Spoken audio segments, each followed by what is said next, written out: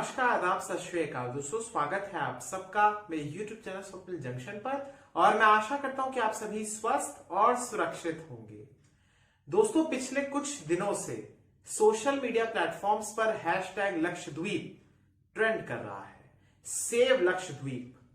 और यहां पर बात यह हो रही है दोस्तों कि आखिर भारत के सबसे छोटे केंद्र शासित प्रदेश में आखिर ऐसा कौन सा संकट आ गया है जिससे हैशटैग सेव लक्षद्वीप जैसे जो हैशटैग्स हैं, इन तमाम चीजों को ट्रेंड कराया जा रहा है। आज की इस वीडियो में दोस्तों आपके सामने मैं कुछ ऐसी बातें रखूंगा जो कि वाकई में आपको सोचने पर विवश कर देगी कि क्या हमारे देश का लोकतंत्र या इस देश की जो लोकतांत्रिक व्यवस्था है, क्या उस ताने बाने को चोट पहुंचाई जा रही है, या फिर आप इन कानूनों को या इस पूरे के पूरे मसौदे को, अभी ये कानून नहीं बने क्योंकि इस पूरे के पूरे ड्राफ्ट को पेश तो किया जा चुका है, लेकिन गृह मंत्रालय की जब इसे स्वीकृति मिलेगी तभी ये उस केंद्र शासित प्रदेश यानी लक्षद्वीप में लागू हो सकते हैं। बहरहाल दोस्तों, आपको इस पूरे के पूरे विवाद के बारे में बताऊं, लेकिन उससे पहले आपको लक्षद्वीप के बारे में जानकारी होना जरूरी है, क्योंकि कहीं ना कहीं हमारा दुर्भाग्य है, हमारे देश का सबसे बड़ा दुर्भाग्य यह है कि हमारे देश में वर्षों से या यूं कहिए कि दशकों से दो हिस्सों को बहुत ज्यादा नजरअंदाज किया जाता है। पहला हिस्सा है हमारे पूर्वोत्तर का जो बेहद खूबसूरत है, और साथ ही साथ नजरअंदाज किया जाता है हमारे आइलैंड्स को, हमारे द्वीप समूहों को और हमारे केंद्र शासित प्रदेशों को भी। दिल्ली को और चंडीगढ़ को अगर मैं इस पूरी की पूरी श्रृंखला में दूर रखूं, या फिर अब जम्मू कश्मीर जो कि नया एक केंद्र शासित प्रदेश बना है, अगर इन तीनों केंद्र शासित प्रदेशों को अगर मैं छोड़ दूं, तो फिर आप जानते हैं कि हमारे देश में जो बाकी बचे जो केंद्र शासित प्रदेश हैं, उनका जिक्र या वहां की खबरें या वहां पर जो लोगों को समस्याएं हो रही हैं, उनका जिक्र कितना होता है आपको भली भांति पता है। नाम मात्र का जिक्र भी नहीं होता है। बहरहाल दोस्तों, जो हमारे भारत का एक प्रकार से आप ऐसे समझिए कि जो मेनलैंड इंडिया है, यानी जो भारत की वो वाली भूमि है जिसको आप इस समय मानचित्र पर देख रहे हैं, जो एक प्रकार से इसको ऐसे समझिए कि ये एक साथ है, मतलब इकट्ठा है। तो ये हमारा मेनलैंड जो भारत है, यहां पर तो आपको पता है कि यहां पर क्या चीजें हो रही हैं, लेकिन अगर आप इसके पश्चिम में जाइए और पश्चिम में आप देख सकते हैं कि यहां पर बहुत छोटे छोटे आइलैंड्स का एक प्रकार से एक द्वीप समूह है, और इसी द्वीप समूह का नाम है लक्षद्वीप आइलैंड्स। और ये जो लक्षद्वीप है दोस्तों, यहां पर कुल मिला के 36 छोटे छोटे बहुत ही नन्हे द्वीप हैं, और लक्षद्वीप की जो राजधानी है वो है कावाराती। लक्षद्वीप दोस्तों, आपको मैं बताना चाहूंगा कि 1956 में इसे एक प्रकार से एक क्षेत्र की तरह इसे कंसीडर किया गया, और 1973 में इसका नामकरण हुआ। पहले आपको मैं बताना चाहूंगा कि 1973 तक या 1973 से पहले इसे दरअसल जिस नाम से जाना जाता था वो नाम था लक्का द्वीप, मिनीकॉय और अमीनी दीवी। हो सकता है प्रोनाउंसिएशन में थोड़ी कुछ समस्या हो, लेकिन इस नाम से इसे पहले जाना जाता था।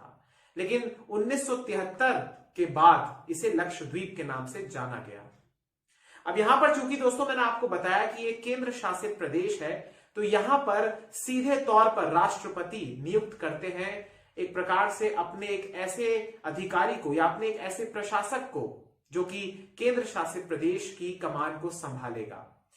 यहां पर दोस्तों फिलहाल वर्तमान समय में, और जिनके एक प्रकार से जिनके इर्द गिर्द ही या जिनको लेकर ये पूरा का पूरा विवाद का केंद्र है, जो वही यहाँ के वर्तमान इस समय प्रशासक हैं, एडमिनिस्ट्रेटर हैं, और इनका नाम है प्रफुल्ल खोड़ा पटेल, और ये गुजरात से आते हैं दोस्तों, और भारतीय जनता पार्टी के कद्दावर नेता भी हैं।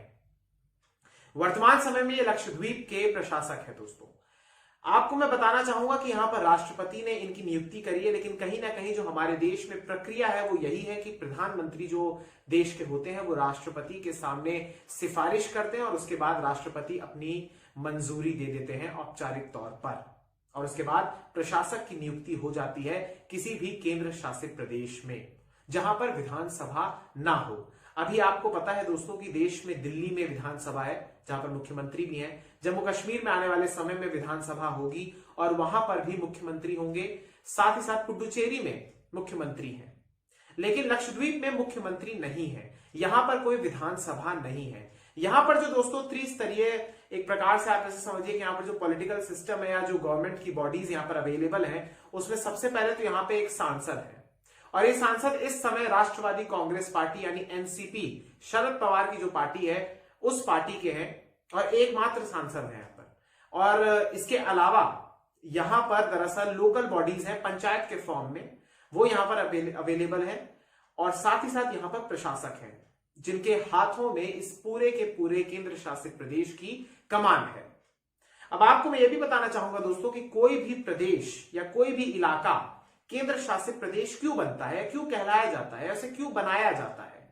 यहां पर दोस्तों क्या होता है कि केंद्र शासित जो प्रदेश होते हैं, यहां की जो जनसांख्यिकी होती है वो बहुत ही विशिष्ट होती है, अनूठी होती है, एक स्पेशल स्टेटस होता है इनका। यहां पर कुछ भिन्न परंपराएं होती हैं, इनके तीज त्योहार अलग होते हैं, भाषाओं में भी बहुत ज्यादा विविधताएं होती हैं, परंपराएं, संस्कृति, विरासत, ये बहुत ज्यादा एक प्रकार से आप ऐसे समझिए कि विशिष्ट होती हैं और इसलिए इन्हें एक प्रकार से केंद्र शासित प्रदेश का दर्जा दिया जाता है और इन्हें एक आप ऐसे समझिए कि यहां पर केंद्र के हाथों में ही सीधे तौर पर सत्ता होती है और ये जो विशिष्ट इनकी पहचान होती है, इसी के कारण इनको ऐसा स्पेशल स्टेटस दिया जाता है। लक्षद्वीप के बारे में थोड़ी और जानकारी भी आपके लिए जरूरी है और यहां पर आपको मैं कुछ आंकड़ों की मदद से बताना चाहूंगा। लक्षद्वीप की दोस्तों जो जनसंख्या है वो 2011 के जो सेंसस हुए थे उसके अनुसार 64,000 के करीब है, लेकिन हालिया कुछ रिपोर्ट्स में ऐसा दावा किया गया है कि इसकी आबादी 73,000 से थोड़ी सी ज्यादा है, यानी 1 लाख भी इस केंद्र शासित प्रदेश की जनसंख्या नहीं है। ये भारत का सबसे छोटा केंद्र शासित प्रदेश है। इसका जो कुल क्षेत्रफल है वो 32 स्क्वायर किलोमीटर का है, बहुत ही छोटा, बहुत छोटा। साथ ही साथ दोस्तों यहां पर प्रमुख रूप से अगर मैं जनसंख्या की बात करूं तो यहां पर 96% जो जनसंख्या है वो मुस्लिम धर्म की है, इस्लाम धर्म की है यानी मुसलमानों की है और उसमें भी 90% से ज्यादा आदिवासी यहां पर निवास करते हैं। तो ये कुछ आपको मैंने जानकारियां बताई हैं लक्षद्वीप के बारे में। अब मैं आपको दोस्तों बताना चाहूंगा कुछ ऐसी बातें जिनका आपके लिए जानना जरूरी है। सबसे पहली बात यहां के प्रशासक से जुड़ी हुई, क्योंकि यही इस समय पूरे के पूरे विवाद के केंद्र में है। #सेव लक्षद्वीप नाम से जो कैंपेन चल रहा है, मुख्य रूप से ट्विटर पर चल रहा है, उसको लेकर दरअसल विवाद इन्हीं के इर्द गिर्द है। इनके बारे में थोड़ा सा आपको मैं बताना चाहूंगा दोस्तों, इनके साथ भी कुछ विवाद जुड़े हुए हैं। सबसे पहले मैं आपको बताना चाहूंगा कि ये गुजरात से आते हैं और गुजरात में पहले ये विधायक भी रह चुके हैं। जिस समय नरेंद्र मोदी जो भारत के मौजूदा प्रधानमंत्री हैं, जिस समय नरेंद्र मोदी जी दरअसल गुजरात के मुख्यमंत्री थे, उस दौरान या उस दौर में कुछ समय के लिए अमित शाह जो मौजूदा समय में गृह मंत्री हैं भारत के, उन्हें जेल हुई थी और वो जेल में थे और जब तक वो जेल में थे तब तक करीब करीब आप ये मान के चलिए कि 2 सालों के लिए वहां पर 2010 से 2012 के बीच प्रफुल्ल खोड़ा पटेल को ही गुजरात का गृह मंत्री नियुक्त किया गया था। उन्होंने अमित शाह की जगह ली थी। इसके अलावा दोस्तों यहां पर मैं आपको बताना चाहूंगा कि जब केंद्र में 2014 में नरेंद्र मोदी सरकार बनी, यानी एनडीए की सरकार बनी, भारी बहुमत की सरकार बनी, तो उस दौरान प्रफुल्ल खोड़ा पटेल को पहले दमन एंड दीव का और फिर 2014 में दमन एंड दीव का और 2016 में दादरा और नागर हवेली का प्रशासक बनाया गया। यानी एक साथ या एक मान के चलिए कि 2 सालों के भीतर इनके पास 2 केंद्र शासित प्रदेशों की प्रशासक की भूमिका आ गई, ये वहां के प्रशासक बन गए।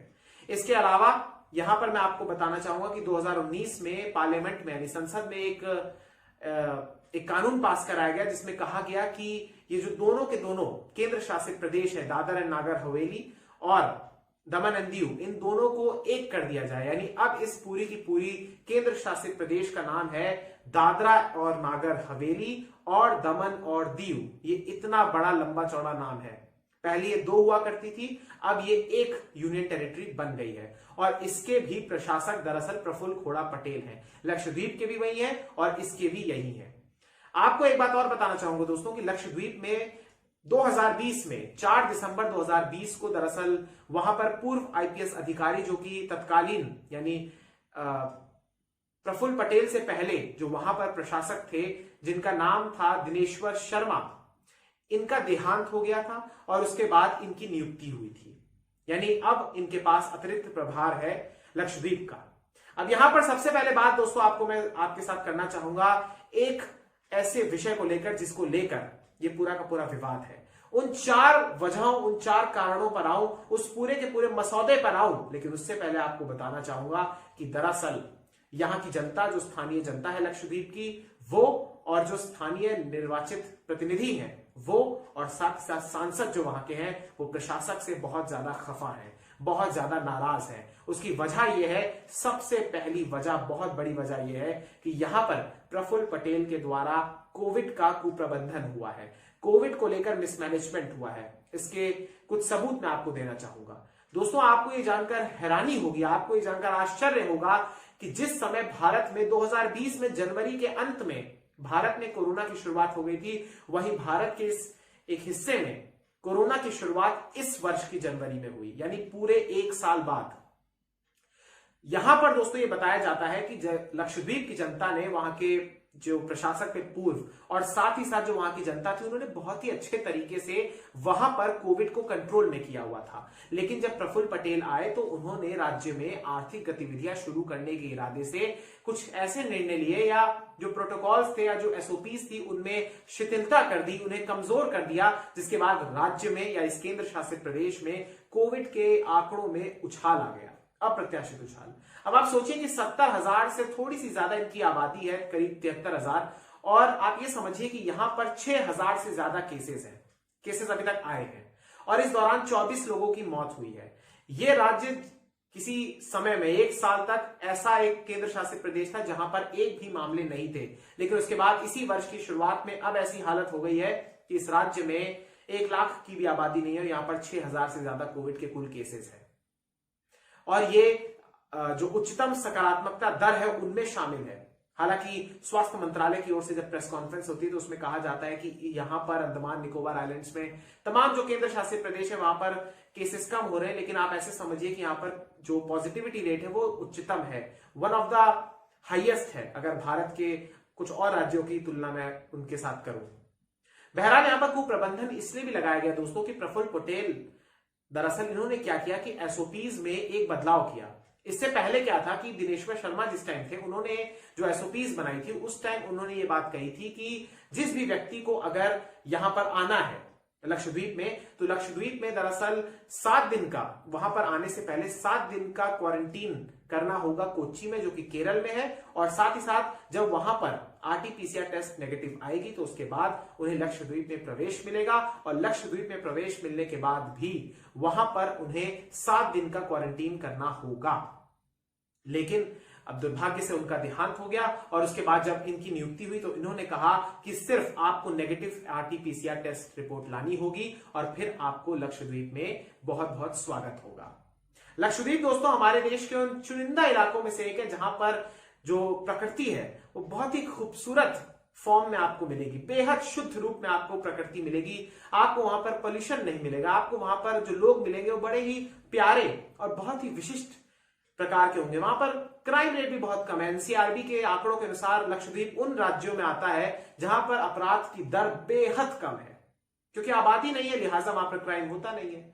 और लक्षद्वीप दोस्तों ऐसा समझिए कि मालदीव्स की टक्कर का है, लेकिन अब कुछ कारण है जिसकी वजह से हमारा ये खूबसूरत, हमारी ये खजाना आज की डेट में फेमस नहीं है। आज की डेट में एक बेहतरीन पर्यटन स्थल होना चाहिए था, इसे भी, लक्षद्वीप को भी, और साथ ही साथ अंडमान निकोबार आइलैंड्स को भी, जो कि हमारे पूर्व में है। लेकिन दुर्भाग्य है इस देश का कि हमारे पास ये 2 अनमोल हीरे हैं, लेकिन हम क्या कहें, बस बहुत दुख होता है। लेकिन बहरहाल इस मुद्दे पर तो नहीं आऊंगा, और मैं आपको बताना चाहूंगा दोस्तों कि यहां पर बात यह है कि दरअसल 4 प्रमुख रूप से कुछ खाके या कुछ मसौदा एक ड्राफ्ट किया गया है, और अब इसके बारे में आपको बताने की आवश्यकता है। तो अब इस वीडियो के अगले हिस्से में आप जानिए कि प्रमुख रूप से विवाद किन 4 मसौदों को लेकर है। दरअसल दोस्तों यहां की जनता के भीतर जो आक्रोश है उसकी प्रमुख वजह, सबसे पहला कारण है ये पहला मसौदा, और इस मसौदे के बारे में आप जान लीजिए, इसका नाम है दोस्तों लक्षद्वीप विकास प्राधिकरण विनियमन, यानी LDAR 2021। इसे जनवरी के महीने में दोस्तों पेश किया गया था और यह मसौदा दरअसल यहां के प्रशासक को यहां पर इंफ्रास्ट्रक्चर के विकास से जुड़े हुए तमाम कामों के लिए, यानी तमाम कार्यों के लिए स्थानीय निवासियों को उनके स्थान या जमीन से हटाने या कहीं और विस्थापित करने की शक्ति देता है। इसके तहत किसी भी तरह की अचल संपत्ति विकास कार्य के लिए दी जा सकती है। यह है पहला यहां का विवादित मसौदा, जो कि जिसको लेकर जनता और यहां के जनप्रतिनिधियों के भीतर आक्रोश है। इसके अलावा दूसरे मसौदे की बात करना चाहूंगा। ये दूसरा मसौदा दोस्तों है PASA, और ये जो पासा है दोस्तों, इसका नाम है इसका जो फुल फॉर्म है वो है prevention of anti social activities act. इसे हिंदी में कहेंगे असामाजिक गतिविधि रोकथाम अधिनियम 2021। और इसके तहत यह कहा गया है कि किसी भी व्यक्ति को सरकार 1 वर्ष के लिए हिरासत में ले सकती है बिना पब्लिक डोमिनियन के, यानी पब्लिक में उसकी जानकारी भी नहीं दी जाएगी और उस व्यक्ति को दरअसल बिना पब्लिक डिस्कोर्स के उसे हिरासत में रखा जा सकेगा 1 साल के लिए। यह है विवादित एक और, जिसको लेकर ऐसा माना जा रहा है कि इसे गुंडा एक्ट कहा जा रहा है, और यह भी कहा जा रहा है कि लक्षद्वीप में जहां पर क्राइम रेट इतना कम है, वहां पर इस प्रकार के इतने कड़े कानून की क्या आवश्यकता है। हालांकि वीडियो के अगले हिस्से में मैं आपको बताऊंगा प्रफुल्ल पटेल का वो विवाद भी, और साथ ही साथ प्रफुल्ल पटेल के क्या बयान है इस पूरे के पूरे छीटाकंशी को लेकर या इस पूरे के पूरे विरोध को लेकर, वो भी आपको बताऊंगा। दोनों पक्ष आपके सामने रखूंगा मैं। तीसरा दोस्तों जो विवादित यहाँ का मसौदा है वो यहाँ के लोकल बॉडी इलेक्शन से जुड़ा हुआ है, यानी पंचायत के इलेक्शन से जुड़ा हुआ है। अब यहां पर तीसरा जो ये है, दरअसल इसका नाम है पंचायत अधिसूचना मसौदा, जिसके अनुसार किसी भी ऐसे व्यक्ति को जिसके 2 से अधिक बच्चे होंगे उसे पंचायत सदस्य का चुनाव लड़ने के लिए अयोग्य घोषित कर दिया जाएगा। यानी कोई भी व्यक्ति अगर पंचायत का चुनाव लड़ना चाहता है और उसके 2 से ज्यादा बच्चे हैं तो फिर वो अयोग्य करार दिया जाएगा। ये एक बहुत बड़ा एक और मसौदा है जिसको लेकर वहां पर विरोध हो रहा है। और चौथा जो मसौदा है दोस्तों वो वहां के पशु संरक्षण से जुड़ा हुआ है, और इस मसौदे के बारे में आप जान लीजिए। इस मसौदे का नाम है लक्षद्वीप पशु संरक्षण विनियमन 2021, और इसे 25 फरवरी को दोस्तों जनता की प्रतिक्रिया लेने के लिए जारी किया गया था। यानी यहां पर जनता की मांग भी या जनता की राय भी इन्होंने मांगी है। और यहां पर इस मसौदे के मुताबिक किसी भी पशु को मारना बहुत कठिन हो जाएगा। प्रमुख रूप से यहां पर गाय, भैंस या बैल जिनका बीफ होता है उन्हें मारने पर पाबंदी लगा दी जाएगी। यानी उनके मारने पर या उनके बेचने पर या उनका मांस रखने पर या उसे ट्रांसपोर्ट करने तक पर पाबंदी लगा दी जाएगी अगर ये ड्राफ्ट कानून की शक्ल इख्तियार कर लेता है। इस मसौदे के अनुसार दोस्तों यहां पर एक बात मैं आपको और बताना चाहूंगा कि किसी भी पशु को मारने से पहले उसका फिटनेस सर्टिफिकेट लेना जरूरी होगा। इस मसौदे की धारा 5(2) के तहत यदि पशु गाय का बछड़ा, बैल, भैंस है तो फिर फिटनेस सर्टिफिकेट नहीं दी जाएगी। यानी सीधे तौर पर यह है कि इन 3 जानवरों के अलावा किसी भी अन्य जानवर जिसका उपयोग कृषि कार्यों, प्रजनन या दूध देने या बच्चा पैदा करने के लिए होता है तो उसका भी फिटनेस सर्टिफिकेट नहीं दिया जाएगा। साथ ही साथ इसी धारा में एक चीज का और भी जिक्र किया गया है कि दरअसल अगर पशुओं को मारने के लिए कहीं ले जाया जाता है तो वो ले जाना भी सख्त है। अगर कोई भी व्यक्ति ऐसे जानवर को ले जाते हुए पाया गया तो उसे ये साबित करना होगा कि वो इस जानवर को मारने के लिए नहीं लेकर जा रहा है। तो ये 4 जो प्रमुख रूप से विवादित मसौदे हैं जिनको वहां की जनता आक्रोशित है जिनको लेकर, और साथ ही साथ वहां के जनप्रतिनिधि, सांसद सभी वहां पर विरोध कर रहे हैं। अब यहां पर दोस्तों मैं आपको कुछ बातें बताना चाहूंगा।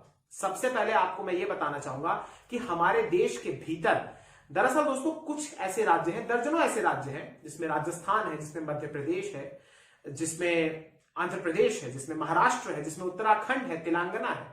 यहां पर क्या है दोस्तों, इन राज्यों में ये वाला प्रावधान तो है कि यहां पर अगर कोई शख्स या अगर कोई व्यक्ति, अगर मान लीजिए राजस्थान की मैं उदाहरण दे रहा हूं, तो यहां पर यह है कि अगर कोई व्यक्ति सरकारी नौकरी में आवेदन करता है उसे सरकारी नौकरी तभी दी जा सकेगी अगर उसके 2 बच्चों से ज्यादा नहीं होंगे उसके। यानी अगर किसी व्यक्ति के और उसकी सरकारी नौकरी में उसका चयन हुआ है और अगर उसके दो बच्चों से ज्यादा है उसके संतान, तो फिर उसे अयोग्य घोषित कराया जाएगा। या कुछ राज्यों का जिक्र मैंने किया तो यहां पर यह भी है कि यहां पर जो लोकल बॉडी के इलेक्शंस है उनमें लड़ने के लिए भी 2 बच्चों से ज्यादा नहीं होने चाहिए किसी भी व्यक्ति के, तभी वो चुनाव लड़ सकता है, अन्यथा उसे अयोग्य करार दिया जाएगा। यानी कोई नई चीज नहीं है ये जिसे लक्षद्वीप में लागू करने का इरादा है। हालांकि इसके समानांतर इसके साथ एक पहलू और भी जुड़ा हुआ है कि ये जो राज्य है यहाँ की पॉपुलेशन ज्यादा है, लेकिन लक्षद्वीप की पॉपुलेशन इनके कंपैरिजन में बहुत कम है, इसलिए यहां पर ऐसी कोई बात भी नहीं। प्लस यहां का फर्टिलिटी रेट भी 1 पॉइंट समथिंग है, यानी औसतन हर परिवार में एक बच्चा या दो ही बच्चे होते हैं, औसतन एक बच्चा ही होता है। इसलिए यहां पर इस प्रकार के कानून को लाकर या इस मसौदे को लाना इसलिए यहां पर विवाद का विषय बना हुआ है। अब यहां पर थोड़ा सा शिफ्ट मैं आपको करूंगा पशुओं के ऊपर। यहां पर एक बात कही गई है दोस्तों कि पशु के संरक्षण के लिए यहां पर बीफ बैन किया जाएगा। यहां पर दोस्तों जो जनसंख्या है वो मुसलमानों की है और आप जानते हैं कि मुस्लिमों में अधिकतर आबादी नॉनवेज खाती है और लक्षद्वीप में चूंकि आदिवासी भी रहते हैं और वहां पर आप उस प्रकार से नहीं सोच सकते। मेनलैंड भारत की जो सरकार है उसे इस बात पर ध्यान देना चाहिए कि यह हमारा विशेष इलाका है, इसलिए यहां के लोग उनकी परंपराओं का सम्मान करते हुए, उनके खान पान की व्यवस्था का सम्मान करते हुए, उनकी परंपराओं का सम्मान करते हुए हमें उन पर कोई चीज थोपनी नहीं चाहिए। और अगर आपको थोपनी ही है, अगर आपको किसी चीज को लेकर ही आना, अगर आपको गाय बैल इन तमाम पशुओं का असलियत में सम्मान है, तो मैं सीधे तौर पर आपसे कहना चाहूंगा कि देश के भीतर करीब 9 ऐसे राज्य हैं जहां पर बीफ खुले तौर पर बिकता है और इसमें वो राज्य भी शामिल है जहां पर केंद्र में इस समय सत्ता जिनके हाथों में उनका भी शासन है, जिसमें असम आता है, जिसमें पूर्वोत्तर के कई राज्य आते हैं, वहां पर गोवा आता है, वहां पर बीफ खुले तौर पर बिकता है, पश्चिम बंगाल में बिकता है। तो अगर आपको बीफ बैन करना है तो सिर्फ एक राज्य में नहीं, आप तमाम राज्यों में बैन कीजिए। आप एक अगर राज्य के साथ इस प्रकार का भेदभाव करेंगे या उसके साथ एक प्रकार से पक्षपात करेंगे तो फिर विरोध आपको झेलना पड़ेगा, क्योंकि ये डेमोक्रेसी है। बहरहाल दोस्तों, आपको एक बात मैं और बताना चाहूंगा, यहां पर अब इस वीडियो के अंत में एक विवाद या 2 विवाद जुड़े हुए हैं प्रफुल्ल पटेल के साथ, जिनका जिक्र मैं शुरुआत में करने वाला था लेकिन अब मैं अंत में करूंगा। और साथ ही साथ प्रफुल्ल पटेल का क्या ओपिनियन है इसको लेकर वो सुन लीजिए, फिर इस वीडियो को अंत करते हैं। दरअसल दोस्तों, प्रफुल्ल पटेल के साथ जो विवाद जुड़े हुए हैं उसमें प्रमुख रूप से 2 विवाद आते हैं और इसमें सबसे पहले एक आत्महत्या का केस आता है और इस पूरे के पूरे केस के बारे में आपको मैं बताना चाहूंगा। दरअसल दोस्तों, फरवरी 2021 में दादरा और नागर हवेली के निर्दलीय सांसद मोहन डेलकर, इन्होंने मुंबई के एक होटल में आत्महत्या कर ली थी, खुदकुशी कर ली थी। और इसके बाद इनके जब ये जहां से इनका शव बरामद हुआ, जहां से इनकी लाश को बरामद किया गया, वहां पर सुसाइड नोट भी एक बरामद किया गया जिसमें कथित तौर पर पटेल यानी प्रफुल्ल पटेल को उन्होंने उनकी मौत के लिए जिम्मेदार ठहराया था। मोहन डेलकर दोस्तों 7 बार सांसद रह चुके थे और बीजेपी और कांग्रेस दोनों ही पार्टी के साथ जुड़े हुए थे। उनकी लाश एक होटल से बरामद हुई थी, उन्होंने आत्महत्या की थी। डेलकर जो थे दोस्तों, जिन्होंने आत्महत्या की थी, मोहन डेलकर, इनके बेटे अभिनव ने महाराष्ट्र पुलिस को शिकायत की थी और उन्होंने आरोप लगाया था सीधे तौर पर प्रफुल्ल पटेल पर कि उनके पिता से 25 करोड़ रुपए मांगे थे उन्होंने, और अगर 25 करोड़ रुपए की राशि वो नहीं देते तो उन पर PASA यानी असामाजिक गतिविधि रोकथाम अधिनियम, जिसका जिक्र मैंने किया, उसके तहत झूठा मुकदमा लगाने की बात कही गई थी। इस मामले को लेकर हालांकि अभिनव ने महाराष्ट्र के मुख्यमंत्री उद्धव ठाकरे से भी मुलाकात की थी, जिसके बाद मार्च में मुंबई पुलिस ने पटेल के खिलाफ FIR भी दर्ज की थी और फिलहाल इसके लिए विशेष जांच कमेटी का गठन भी किया गया है। इसके अलावा दोस्तों, आपको मैं दूसरा एक विवाद इनके साथ और जो जुड़ा हुआ है उसके बारे में बताना चाहूंगा और ये जो विवाद है दरअसल कन्नन गोपीनाथन इनसे संबंधित है और इस विवाद के बारे में भी आप जान लीजिए। कन्नन गोपीनाथन के बारे में आप जानिए कि ये पूर्व IAS अधिकारी थे और पटेल का इनके साथ ये विवाद था दोस्तों कि पटेल ने गोपीनाथन को एक कारण बताओ नोटिस भेजा था और उसमें यह कहा गया था कि गोपीनाथन का व्यवहार दरअसल अशोभनीय है और एक अधिकारी को शोभा नहीं देता है। इस पर उनसे जस्टिफिकेशन यानी स्पष्टीकरण मांगा गया था कि उनका आचरण उनकी वार्षिक प्रदर्शन रिपोर्ट में क्यों नहीं दिखाया जाना चाहिए। गोपीनाथन दोस्तों 2019 के लोकसभा चुनाव में दादरा और नागर हवेली में रिटर्निंग ऑफिसर भी थे। तब गोपीनाथन ने दादरा और नागर हवेली के मुख्य चुनाव अधिकारी से शिकायत भी की थी पटेल की, जिसमें उन्होंने पटेल द्वारा उन पर दिए जा रहे दबाव का जिक्र किया था। सीईओ ने यानी जो इलेक्शन ऑफिसर थे, चीफ इलेक्शन ऑफिसर ने बदले में इसे चुनाव आयोग के पास भेज दिया था, जिसने पटेल से कारण बताओ नोटिस वापस लेने को कहा था। 2019 के लोकसभा चुनाव से पहले चुनाव आयोग ने पटेल को निर्देश दिया था कि वो दादरा और नागर हवेली के तत्कालीन कलेक्टर यानी कन्नन गोपीनाथन को विभिन्न आधिकारिक कार्यों पर उनके निर्देशों का पालन नहीं करने के लिए जारी नोटिस को वापस लें। लेकिन बाद में 2019 में अगस्त के महीने में दोस्तों 2019 में कन्नन गोपीनाथन ने अपने इस पद से इस्तीफा दे दिया था। तो ये प्रमुख रूप से दो विवाद इनके साथ जुड़े हुए हैं। अब आपको मैं बताना चाहूंगा दोस्तों कि इनका ओपिनियन क्या है, क्योंकि केरल के राज्यसभा सांसद हो सीपीआईएम के, या फिर केरल के नेता प्रतिपक्ष हो, या फिर कांग्रेस के कद्दावर नेता हो जिसमें राहुल गांधी, शशि थरूर शामिल है, या कुछ केरल के या मलयालम फिल्मों के जो एक्टर्स हैं वो हो, प्रमुख रूप से ट्वीट्स कर रहे हैं, प्रमुख रूप से अपना समर्थन जता रहे हैं। केरल के मुख्यमंत्री ने भी इस बात का आश्वासन दिया है कि वो समर्थन देंगे।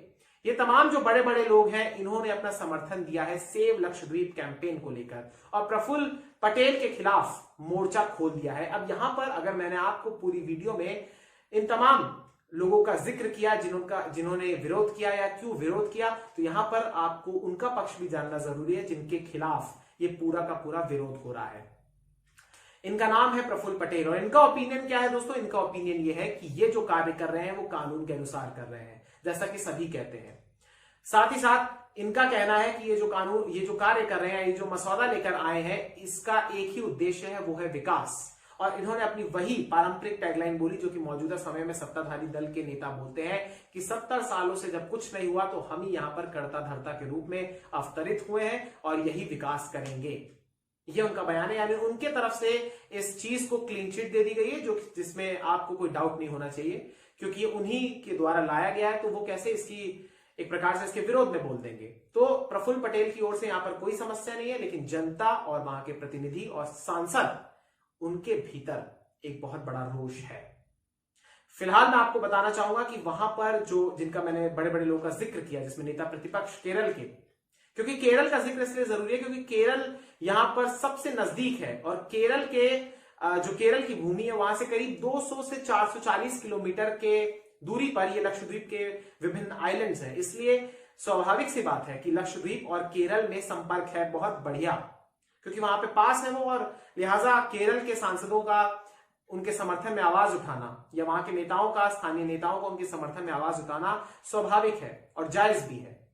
प्लस भाषा का भी वहां पर एक प्रकार से एक लिंक है जिसके द्वारा लक्षद्वीप और केरल आपस में जुड़े हुए हैं, शेयर करते हैं वो आपस में।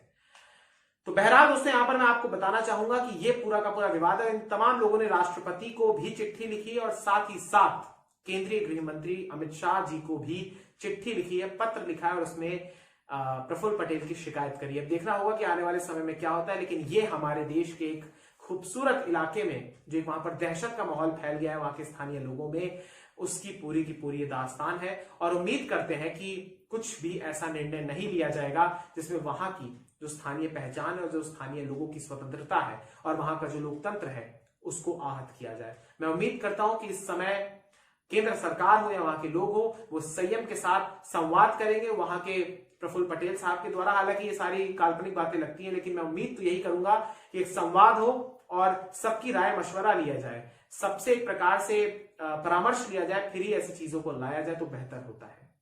बहुत बहुत शुक्रिया, बहुत बहुत धन्यवाद। इस वीडियो को शेयर कीजिएगा, इस वीडियो को लाइक कर दिएगा दोस्तों, और अधिक से अधिक कमेंट जरूर कीजिएगा। मिलते हैं अगली वीडियो में। जय हिंद, जय भारत, वंदे मातरम, इंकलाब जिंदाबाद, सत्यमेव जयते। नमस्कार।